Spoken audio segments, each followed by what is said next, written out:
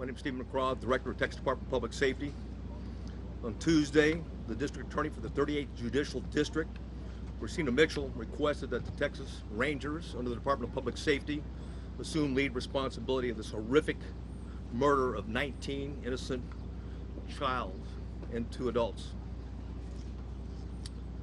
Our goal today is to provide the parents, the community of Uvalde, the public, as much information as we can on where we are on the investigation. We're here to report the facts as we know them now, not to defend what was done or to criticize what was done or the actions taken. I'll begin first and foremost with the timeline as we know it. The second timeline I'll discuss is the 911 timeline. Then we'll talk about the relevant social or digital media footprint of the subject. And we'll also have plenty of time for questions at that point.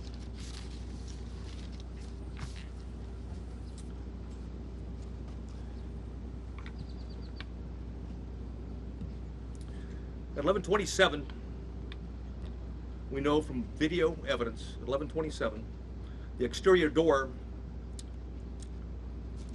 suspected of where we knew the shooter entered, Ramos, was propped open by a teacher. 11:28, the suspect vehicle crashes into the ditch, as previously described. The teacher runs to the room 132 to retrieve a phone, and that same teacher walks back to the exit door, and door remains propped open. There were 2 males, as reported by Regional Director Escalon yesterday. There were 2 males at a funeral home that when they heard the crash, they went to the crash scene. When they arrived at the crash scene, before they got there, they saw a man with a gun exit the passenger side with a backpack, and they immediately began running. Ramos began shooting at him. Did not hit him.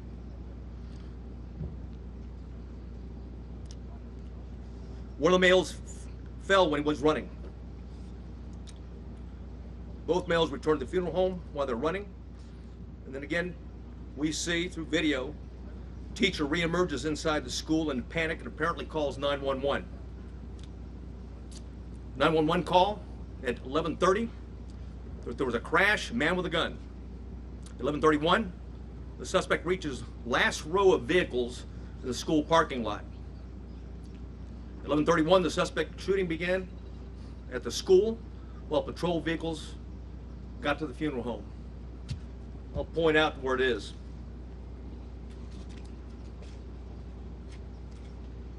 Crashed vehicle's over here. Suspect hiding behind a vehicle, started walking down, shooting into the classroom. There was a discussion early on that an ISD, consolidated ISD for Uvalde, was a resource officer and had confronted the subject. That did not happen, as R.D. Escalon talked about yesterday. It was certainly stated in preliminary interviews, but often these preliminary interviews and a cursory walkthrough doesn't reveal the type of information, and certainly, police officers, like anyone else, under stress, sometimes witnesses get it wrong.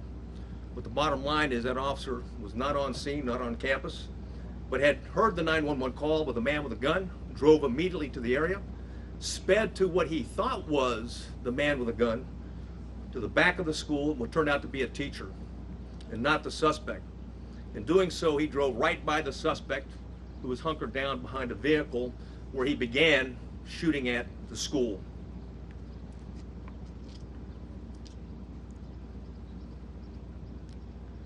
At 11:31, the suspect shooting in between the vehicle is when it began, while patrol vehicle gets to the funeral home. Multiple shots are fired outside the school at 11:31. Patrol car accelerates into the parking lot, drives by the shooter. That's exactly what I was talking about. That was the ISD officer at that time. He passes and then leaves the camera view. There's multiple shots fired at the school at 11:32, at 11:32:27, 11:32:36. At 11:33 is when the suspect entered the school at the door that I'm pointing to now. At 11:33, the suspect begins shooting into room 111 or 112. It's not possible to determine from the video angle that we have at this point in time.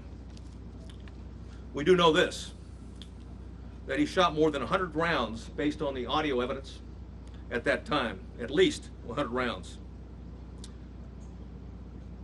He entered at 11:33, or 11:33 he started shooting in the classrooms, 111 and 112. And 11:35, 3 police officers entered the same door as the suspect entered. All 3 of those police officers worked for the Uvalde Police Department. They were later followed by another 4, a team of Uvalde police officers, 3, and also a county deputy sheriff. So a total of 7 officers were on the scene. The 3 initial police officers that arrived went directly to the door, and 2 received grazing wounds at that time from the suspect while the door was closed.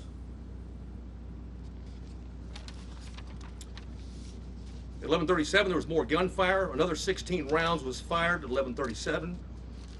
1 at 11:37 and 16 seconds, 11:38, 11:40, 11:44.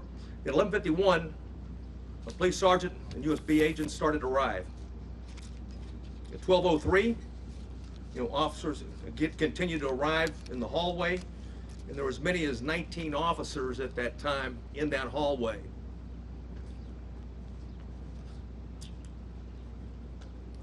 At 12:15, we know that BORTAC members arrive. Not the entire BORTAC, but members of BORTAC, along with Shields. At 12:21, the suspect fired again, was believed to be at the door. At 11:21, law enforcement moved down the hallway. At 11:50, they breached the door using keys that they're able to get from the janitor, because both doors were locked. Though both of the classrooms that he shot into were locked when officers arrived. They killed the suspect at that time. And now I'd like to go over the 911 timeline.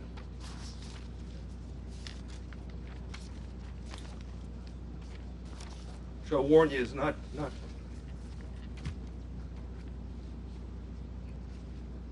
it's better that I read it than you listen to it.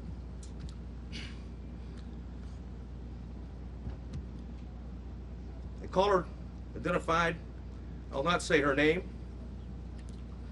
but she was in room 112, called 911 at 12:03. The duration of the call was 1 minute and 23 seconds. She identified herself and whispered she's in room 112. At 12:10, she called back in room 12, advised there were multiple dead. 12:13, again she called on the phone. Again at 12:16, she called back and said there was 8 to 9 students alive. At 12:19, the 911 call was made, and another person in room 111 called. I will not say her name. She hung up when another student told her to hang up. At 12:21, you could hear over the 911 call that 3 shots were fired. At 12:36, 911 call, it lasted for 21 seconds. The initial caller called back, student, child, called back, and was told to stay on the line and be very quiet. She told 911 that he shot the door. At approximately 12:43 and 12:47, she asked 911 to please send the police now.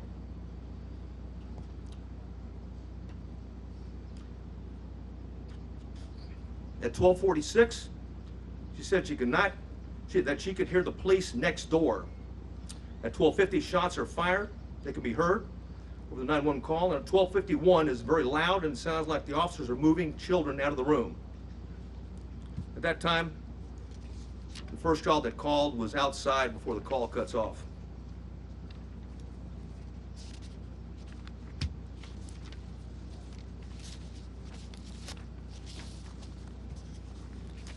Additional information that we have is that there are 58 total magazines at the school related to the crime scene. 11 of those magazines were inside the school. 3 were on the suspect's body. 2 in room 112, 6 inside room 111, 5 were on the ground, 1 was in the rifle. There were 32 magazines outside the school, but on school property. 1 just outside the school building and 31 in the suspect's backpack that he did not take into the classrooms with him. There was 15 magazines at the crash site. There were 2 magazines at the suspect's residence for a total of 60 magazines. He had purchased and had a total of 1,657 total rounds of ammunition. 315 of those rounds were inside the school. 142 of those were spent cartridges. 173 were live rounds.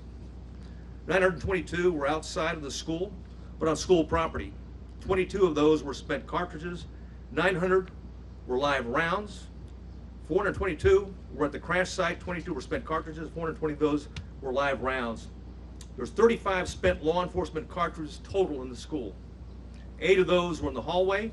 27 were inside the classroom. 111 where the suspect was killed.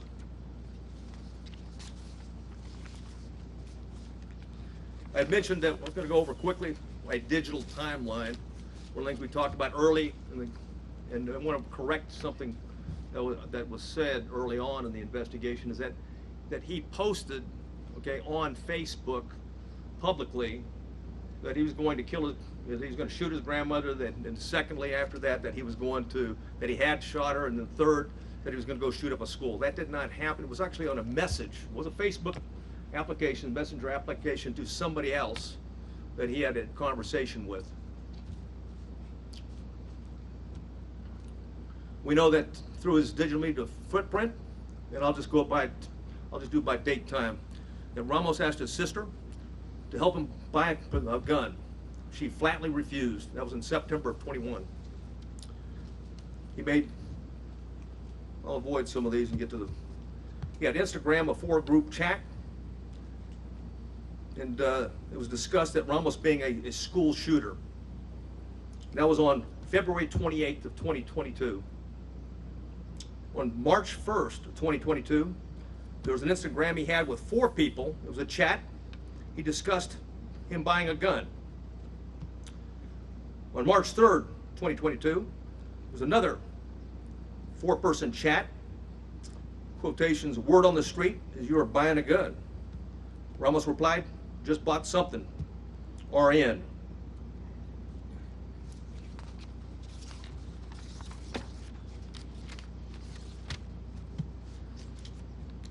On March 14th, and there was an Instagram posting by the subject, in quotations, 10 more days. A user replied, are you going to shoot up school or something? The subject replied, no, and stop asking dumb questions and you'll see.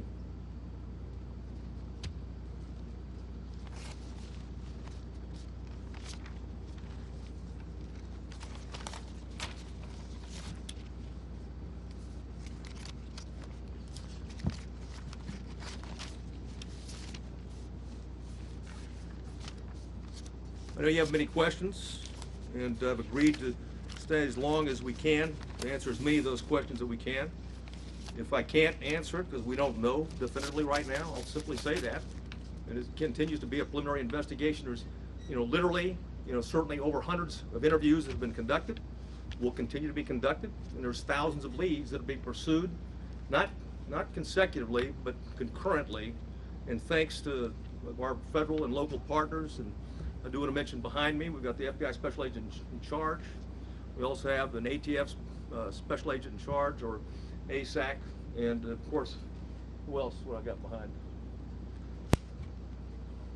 Okay, but Texas Rangers, if there's any specifics that I haven't covered that I might need their particular support on. I do want to cover one thing quickly though before I go to questions, and that's some of the questions that we received, that we have already received. And one of those is going around now that in fact the subject had been one of the 2 arrested by the Texas Rangers and the local police back in 2018. That's not the case. He was not one of the individuals. In fact, we have found no links, associations, and relationships in that investigation. Clearly it was a threat. It was back in 2018. The 2 juveniles were charged with attempted or conspiracy to commit capital murder. There's no question that we thought, and we had evidence, and certainly the district attorney agreed, that these juveniles, one 13, one 14 years old, was a threat to Uvalde. And there was a discussion at that time, even the senior year of the one that was 14 years old, which would make it 2022. However, that was not the subject.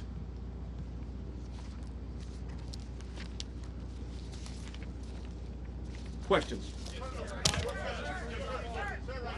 Give your answers. Huh? Tony's going to translate the Spanish out. Okay. Oh yeah. Oh, one thing I want to say. One thing I failed to say is that when we're done, we have Tony Peña with us. He's going to translate into Spanish. Okay, what the answers and the questions are afterwards. Yeah.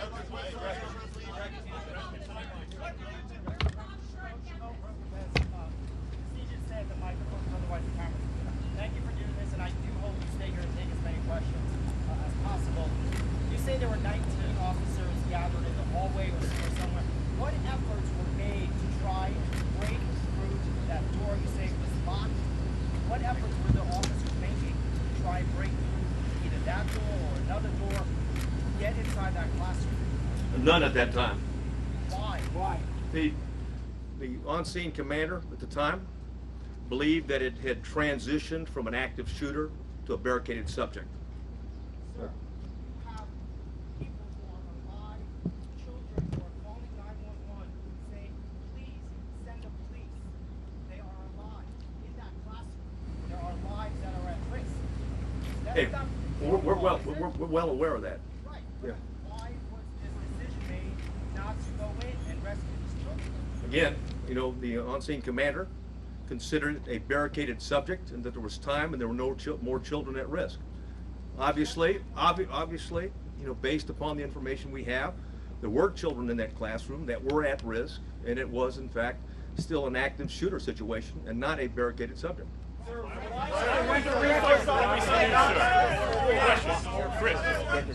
was the door bad?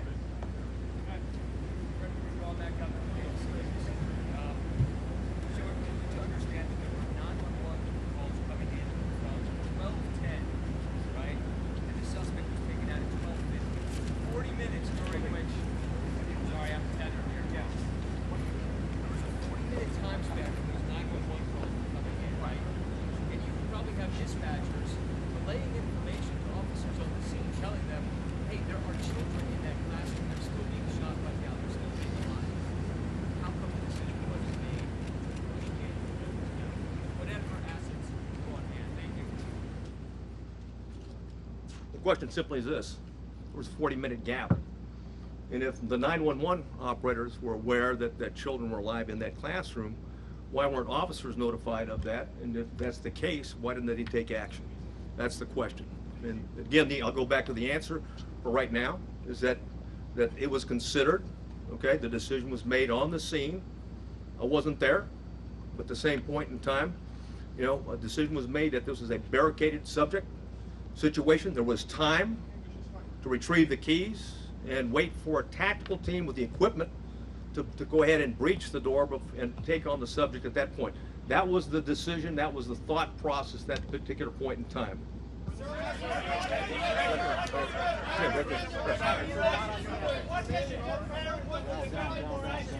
What?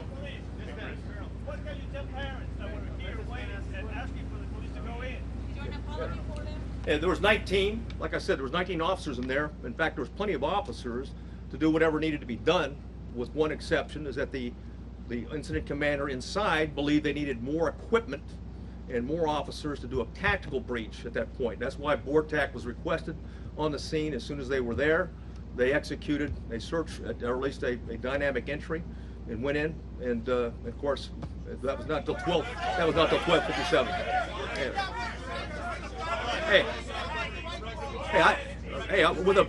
With the benefit of hindsight. Stand by. Right? I got it.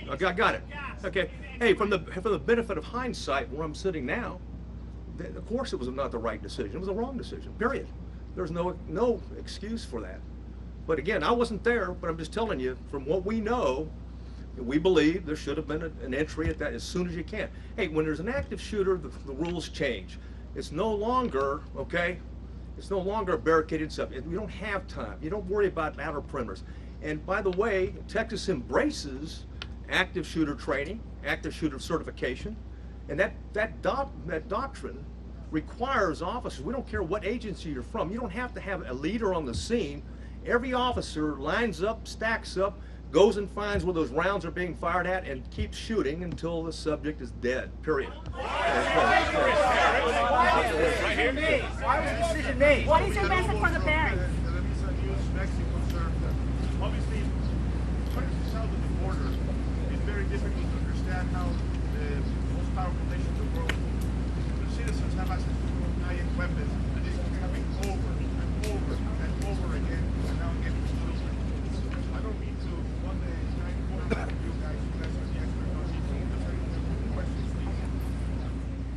How can you keep this from happening again in the communities of Texas? And second, how did a 18-year-old kid that works at a Wendy's with minimum wage can buy a $5,000 weapon?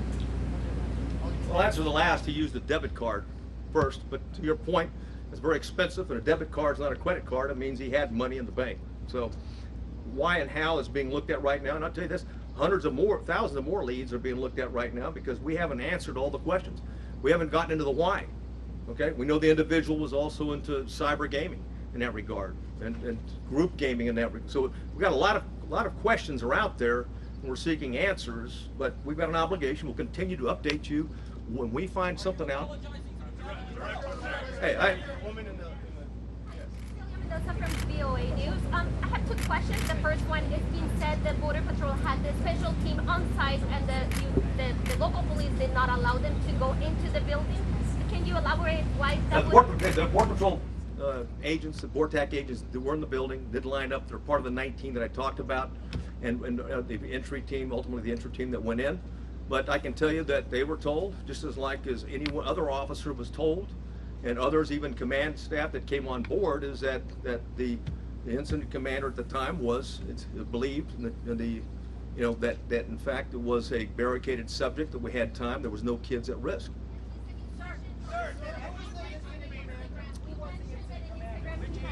About having chats and group chats and talking to people. Why wasn't he on any radar? Nobody. I wished he was. I wished he was, because then there's no question. And I'll say this right now, and every time we have one of these, and there's copycats, okay? And we need the public, just like we did back in 2018, there was a public, okay, that came forward that we got 2 people that are about to shoot up a school or planned to shoot a school. It's imperative on the public, when you get something, just because it sounds like he's a nut, he may be a nut. But just because it sounds like, well, impossible to do, he may be intended to do, as I've read the timeline based upon the chats that he had. So we need everyone, when we have a threat to life like that, to take it seriously and report it, because ultimately this is tragic. What do you tell the parents of 19 kids, or the families of two teachers? Yeah. Hey. Yes, sir. Morgan Chesky, NBC News. You said you wanted to wait for tactical gear. By 12:15, you had at least 15 officers and shields on scene. Yeah. Yet you did not breach the door until 12:50. Hey, like I've said it before, is that, well, first of all, when it comes to an active shooter, you don't have to wait on tactical gear. Plain and simple, you've got an obligation. What I know now, okay, absolutely, it was an active shooter, because you can transition. Keep in mind, in the doctrine, okay, of active shooters, you can transition from an active shooter situation to a barricaded subject, or a barricaded with hostage subject. But if shooting continues, and you have any reason to believe that there's individuals alive in there, you've got an obligation to move back to an active shooter posture, and that means everybody at the door. At 12:03, you got a 911 call from a teacher saying there were children alive in classroom 112, 8 to 9 children. Is that teacher, are those children still alive? And why was the school resource officer off campus? And did Uvalde SWAT respond to the scene? Well, Uvalde has a part-time SWAT team, number one.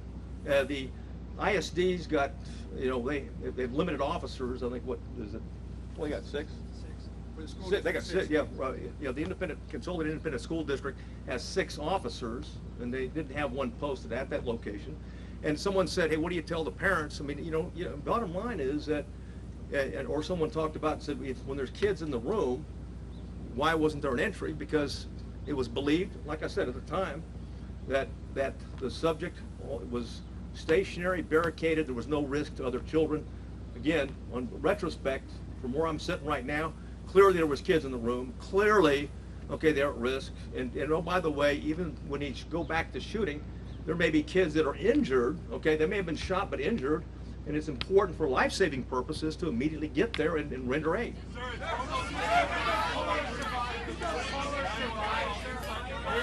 Did the caller survive? Where was the resource officer? Why was he not on campus? He was not on campus. Why? Well, Where was he? Again, we'll have all those answers down the road, okay? So, Sir, did those callers survive? yeah.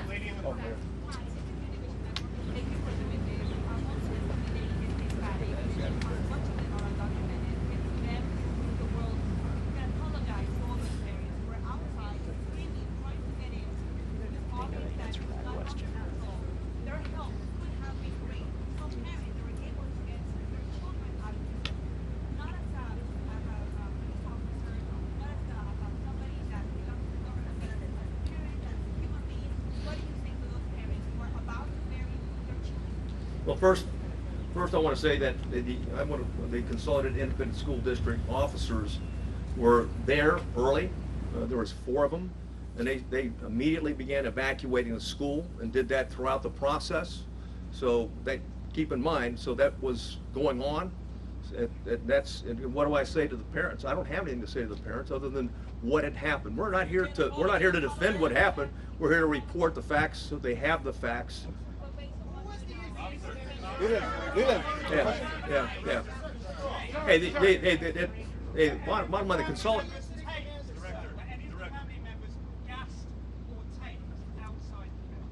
I'm sorry? Oh, gas. I don't have any information on that.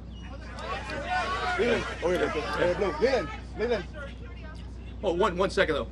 However, we did review of what DPS officers arrived on the scene, what they did, and looked at those instances. You know the parents of the children who died are watching right now, and they're hearing you say that not everything that could possibly have been done as humanly fast as it could be done was done. Are they owed an apology from somebody, be it the incident commander and the police department here? If I thought it would help, I would apologize. Okay, but let me say this. Hey, let me say this. Hold on. When you go back to the timeline, again, I want to go back and I'm not defending anything, but you go back to the timeline. There was a barrage. Hundreds of rounds were pumped in 4 minutes, okay, into those 2 classrooms. Then anything else, any firing afterwards was sporadic, and it was at the door. So the belief is that there may not be anybody living anymore, and that the subject is now trying to keep law enforcement at bay or entice them to come in to suicide by contact. I understand that. I've reported that. Yeah.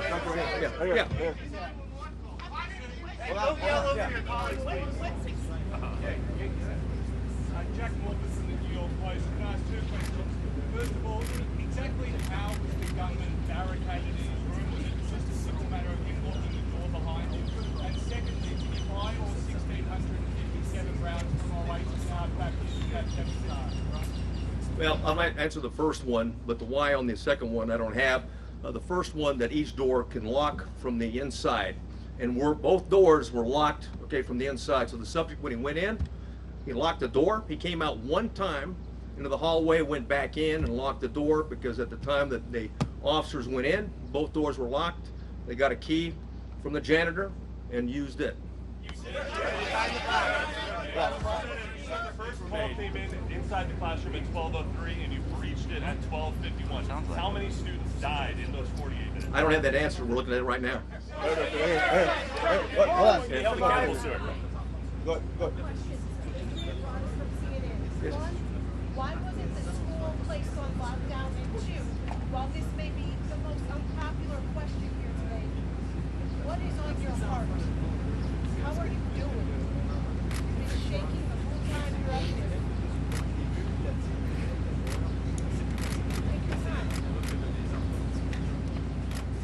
thanks a lot.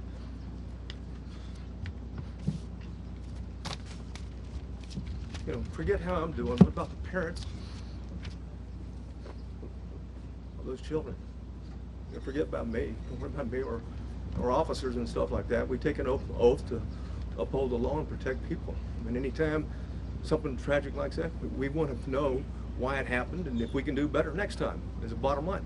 And call it like it is. It is tragic. Quite frankly, I mean, there shouldn't be anybody. You know, ideally, we'd been able to prevent it for, you know, identify this guy as a suspect and address it before he even thought about attacking, you know, on the 24th. Let's go there. What? Green. Go ahead. Go ahead. There's a lot of ammunition, a lot of rounds. Are there other people that you're looking at to arrest?